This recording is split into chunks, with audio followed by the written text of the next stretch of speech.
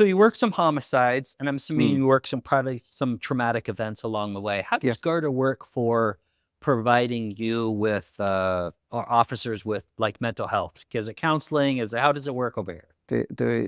I'm only going to tell you one experience, because what I'm going to say is that the welfare system that on Garda Síochána now is second to none. It really is, and they're trained welfare officers and all the rest, and they're brilliant.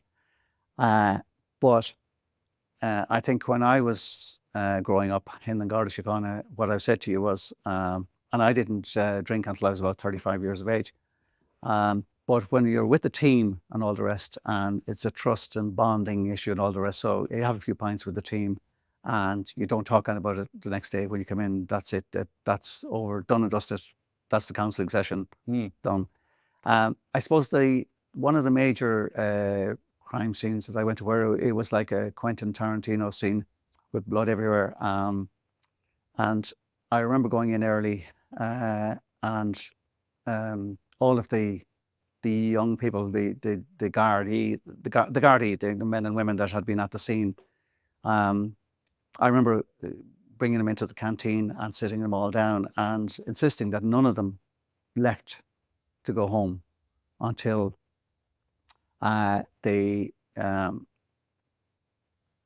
downloaded their notebooks. But while I called for the welfare people to come in and talk to them all to make sure that they were all okay, because some of them would have to drive certain distances home.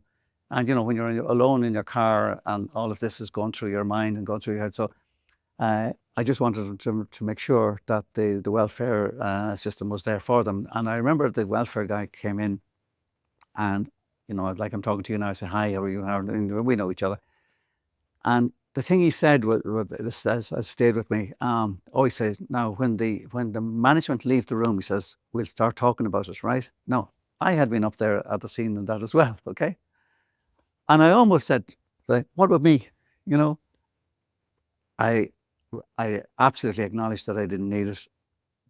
And I absolutely acknowledged that he was right in what he was saying. But I was just thinking, he should have said to me, by the way, there's my card, give me a shout if you're whatever, In my day, it was kind of, I suppose, you think you were showing signs of weakness if you showed, if you,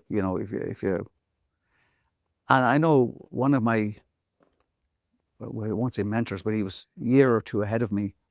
When he'd call to a scene of a traffic accident, somebody was dead or whatever, he'd just physically get sick. He just wasn't able to. As soon as he see blood, he was out.